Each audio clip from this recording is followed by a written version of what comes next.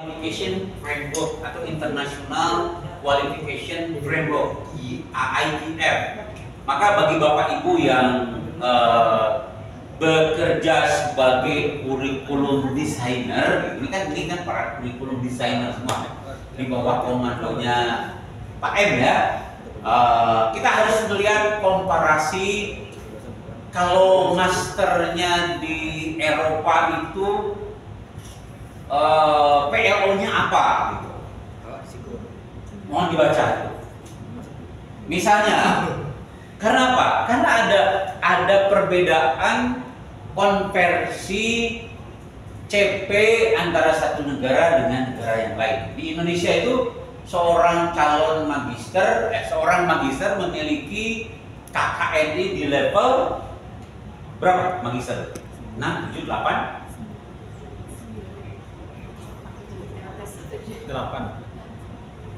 8 ya. Kalau 7 itu spesialis, kalau 9 itu doktor, gitu kan?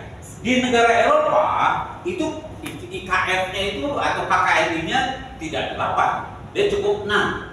Ada 6 di kita S1. Kan buktinya kalau kita lihat jumlah mata kuliah antara negara-negara itu lebih sedikit ya ketimbang kita. Di sana kan cukup bachelor, undergraduate malah nggak ada ya, bachelor, master, doktor. Kalau kita doktorandes itu atau sarjana itu disebut bachelor lebih, disebut master kurang. Konversinya gimana? Nah oleh karena itu ya mau tidak mau, ketika kita sudah mengaji pada kurikulum OBE, saya yakin semuanya kan juga berbasis OBE. Kerangka kualifikasinya harus dicek. Kita mau seperti apa sih calon magister yang kita harapkan, dan tentu juga harus diperiksa input yang akan mengisi formasi pendidikan pasca kita itu berasal dari mana, ya kan? Bukan semuanya sarjana komunikasi kan yang masuk ke kita, bukannya Pak Eda? Ada dari apa? Ada dari Kesmas juga. Kayak kesehatan masyarakat masih mending. Matematika kan kurang ajar. Dari hukum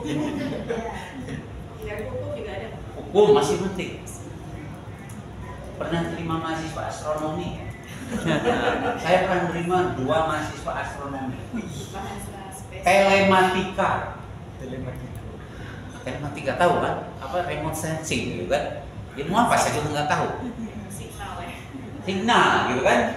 Kan ada Pak, komunikasi adalah pengiriman signal dari satu betul sih, tapi beda gitu. Bukan itu yang kami bicarakan.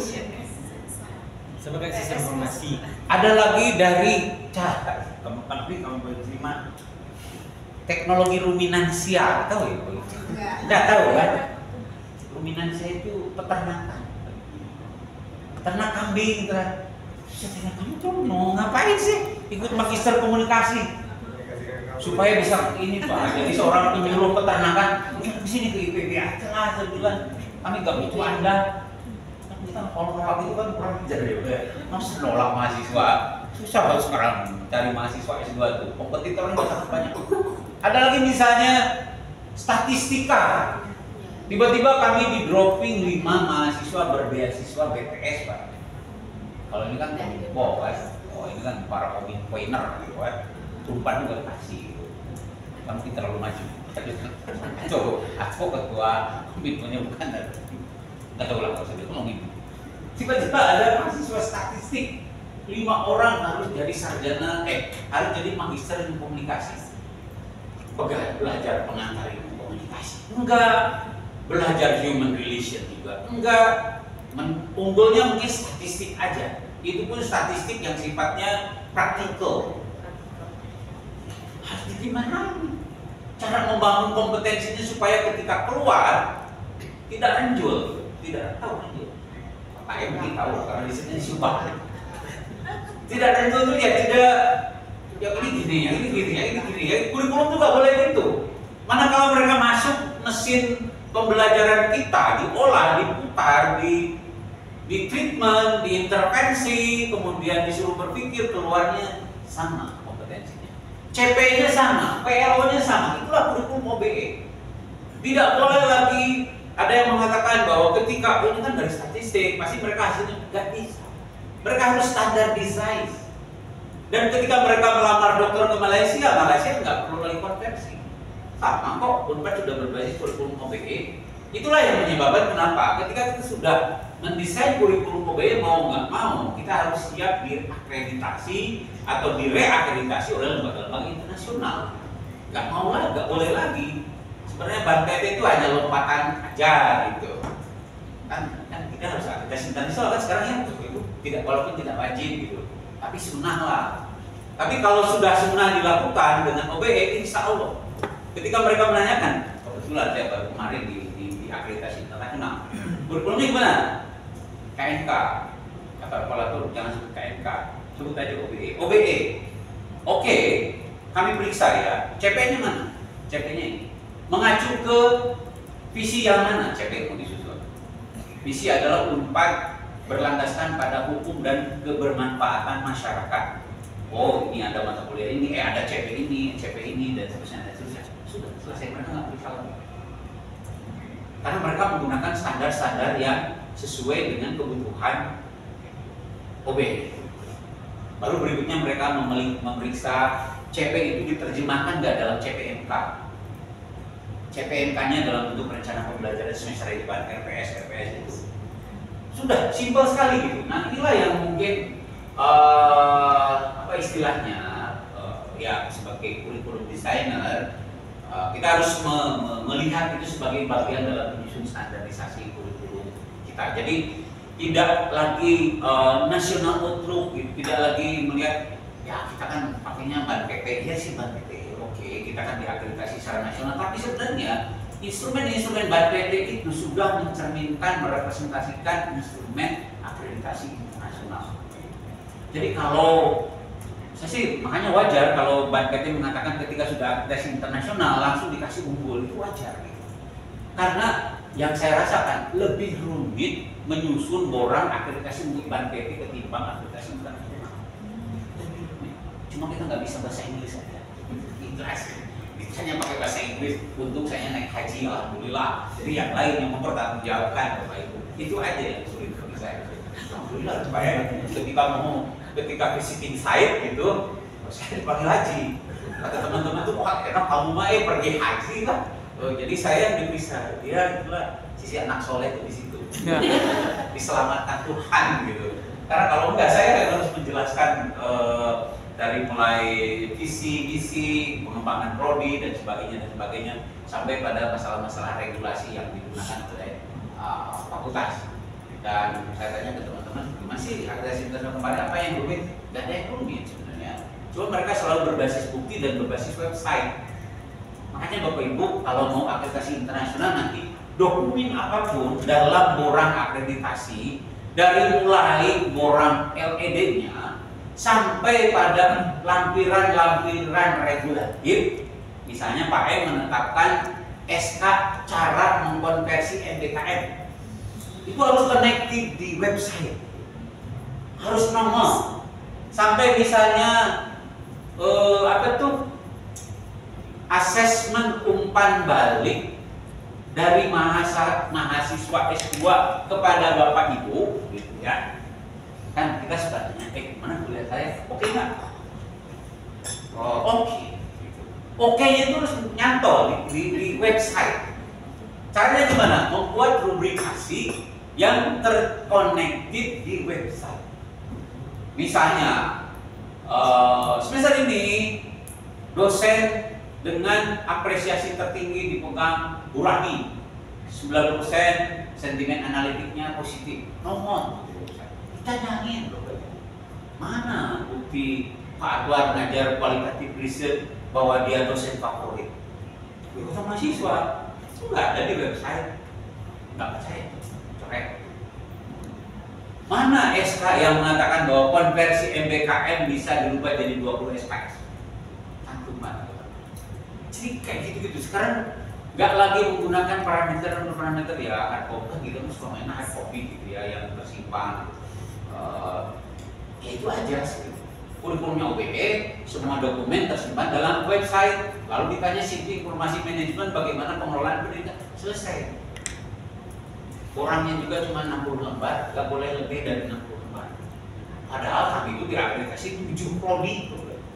Harus ditulis dalam 60 lembar, coba bayangkan. Orang Banten itu apa? Satu prodi. 100 sampai 200 halaman kan? Panas ini. Tapi gampang ini bikin pendek atau panjang, saya nggak tahu. Ini kayaknya Pak Ray belum tahu kayaknya yang mana yang bagus. Enggak, ini belum punya istri Pak Ray.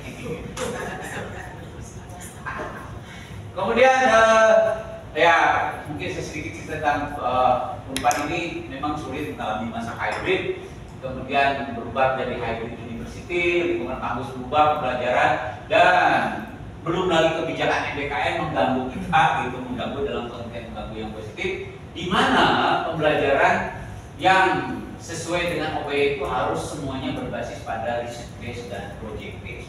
Jangan terlalu mengandalkan kurikulum dengan model pembelajaran classical based. Ya kita kan untung ya, seorang seperti saya itu kan kuno ya Neng gitu kan. Gila Neng kalau di sini apa ya? Gadis. Oh, Gadis.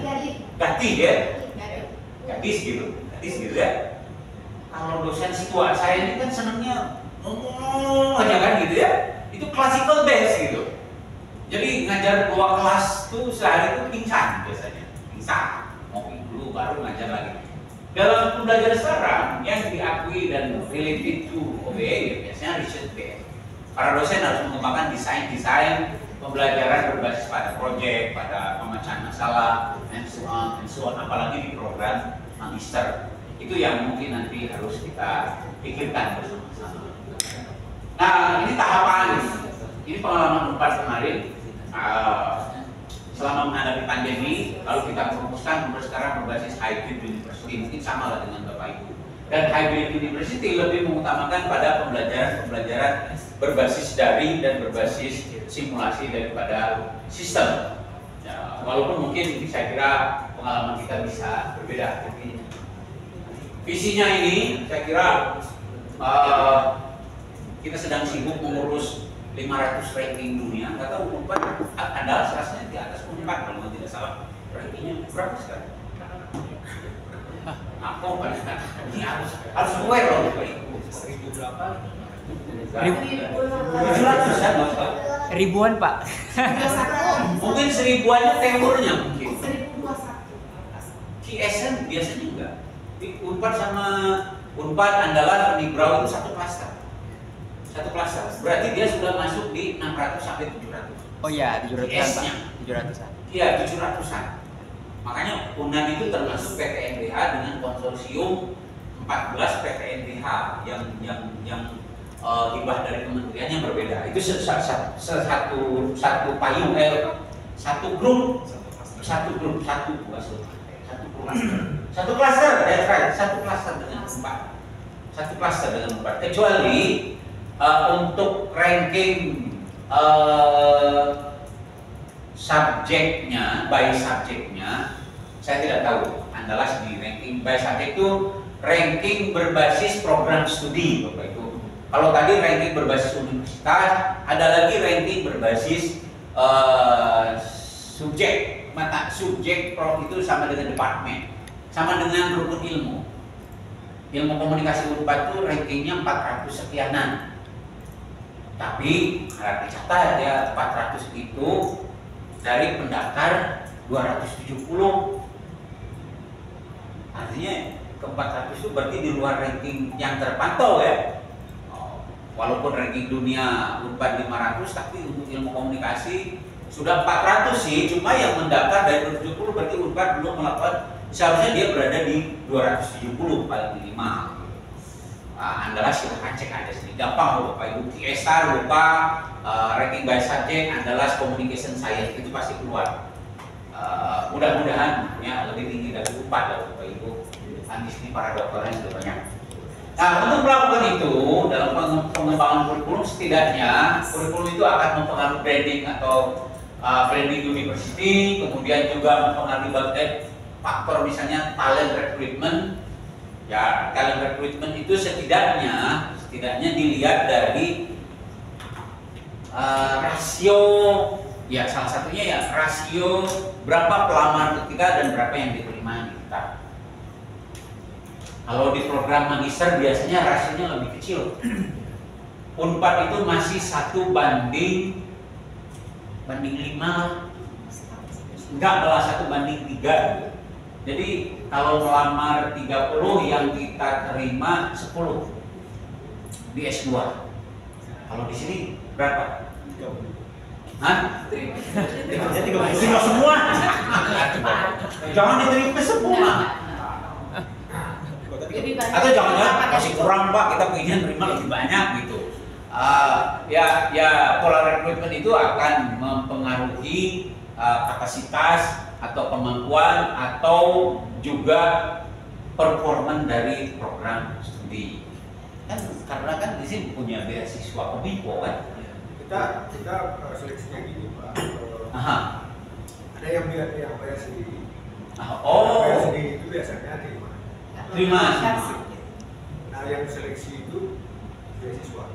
Karena itu pelamar paling banyak. Karena beasiswanya masuknya ke UNAM ya? Atau gimana? Kita kan dapat beasiswa Kominfo itu 10.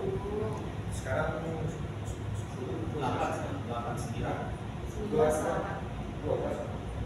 Oh ya kalau sekarang ya, kalau sekarang 12 dari pelamar. Nah pelamar itu banyak. Pelamar ke UNAM atau pelamar ke Kominfo? Dia lewat UNAM. Oh lewat UNAM. Ya. Ya oke, berarti oke kan? Berarti oke, lebih tinggi dari kami. Jangan.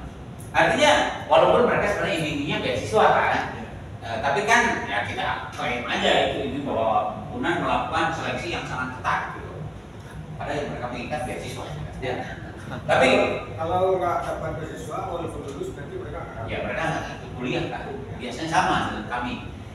Tapi Unpad kebetulan kan tidak dapat hibah Kominfo, jadi lebih apa ya, lebih leluasa di dalam mengelola rekrutmen.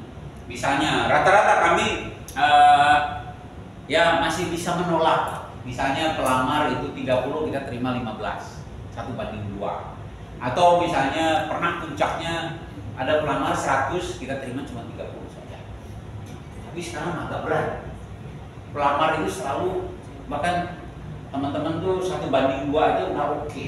Karena apa? Karena tadi nanti saya ceritakan peta program studi di komunikasi di Indonesia itu sudah mulai terutama di program magister itu sudah mulai rata.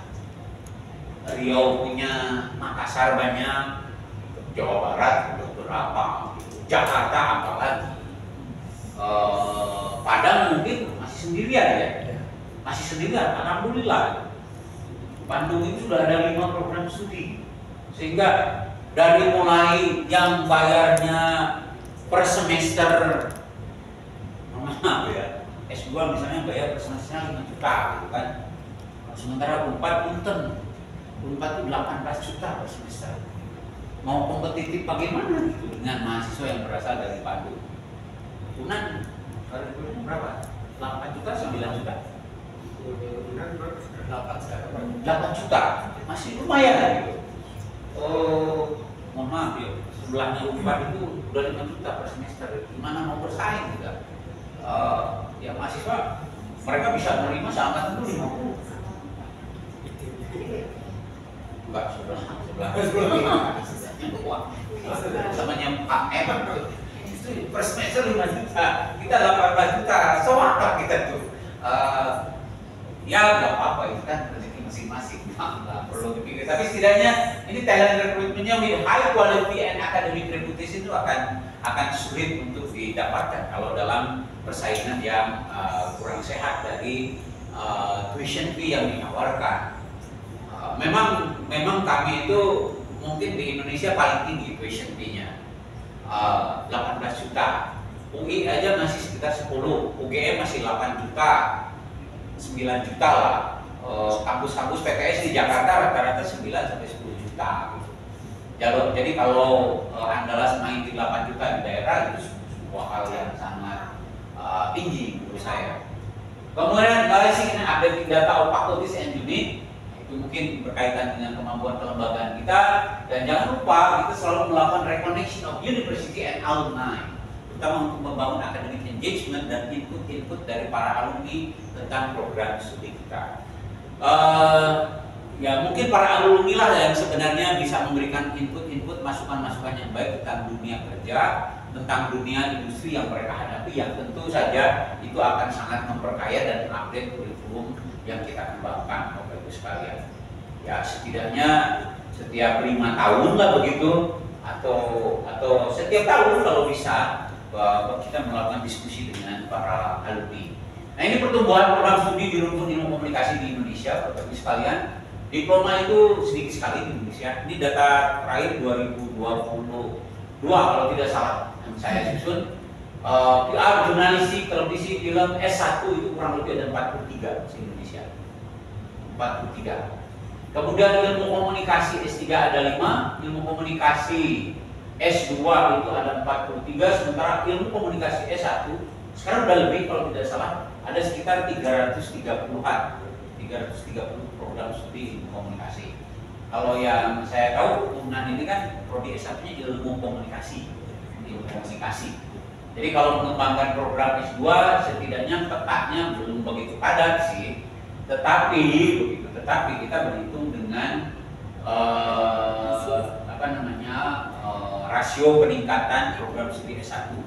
Salah satu strategi yang kami lakukan juga di Unpad untuk menyeimbangkan siklus input output program magister adalah dengan lebih mendekatkan diri kita program master dengan alumni program S1.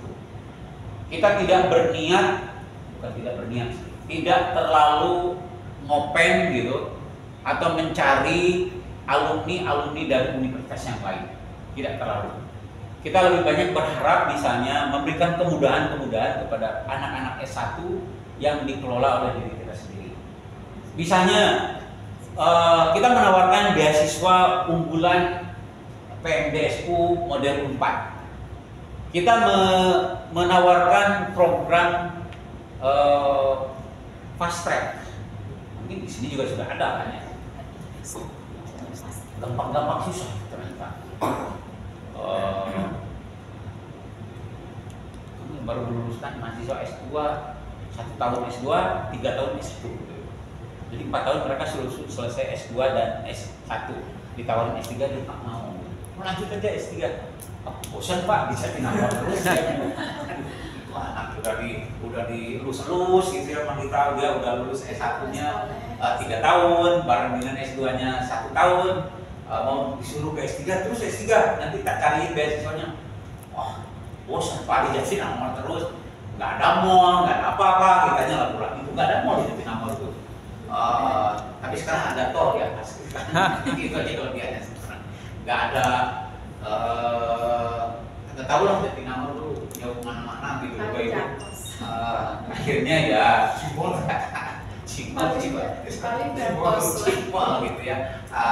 Akhirnya ya dia nggak mau, padahal kita udah mau melaporkan nih ada anak umur misalnya ada 6 tahun itu membereskan program doktoral, tapi ya sudahlah, saya sebagai wadiknya nggak bisa ngapa-ngapain, Bapak Ibu sekalian. Ada satu lagi misalnya program beasiswa internal, ada lagi program beasiswa di mana saya sebagai guru besar boleh merekrut anak S1 melalui hibah riset saya. Dia disekolahkan dengan pembayaran per semester dari hibah yang dilakukan oleh para guru besar, itu sudah ditawarkan. Tapi ya kadang-kadang kan proyek guru besar itu nggak langgeng gitu, ada yang cuma 2 tahun, 3 tahun akhirnya tidak berhasil model seperti ini. Nah ini peta pertumbuhan prodi ilmu komunikasi di Indonesia, tetapi tentu kita tidak berpatokan pada ini saja, karena toh pada prinsipnya ternyata anak-anak magister komunikasi itu banyak dari rumpun ilmu yang lain, seperti tadi yang saya sampaikan, dari statistik, dari astronomi dan sebagainya. Biasanya mereka itulah yang bikin kekacauan pada kita. Kacau gitu, mengajar. Kita udah kemana, dia mau kemana. Dulu kami menyelesaikan persoalannya dengan menggunakan pendekatan matrikulasi.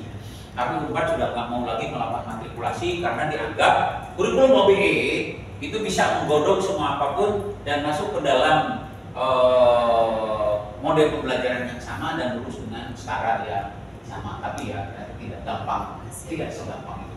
Nah, Bapak Ibu sekalian, dalam menyusun kurikulum itu sendiri tentu saya kira sudah paham semuanya.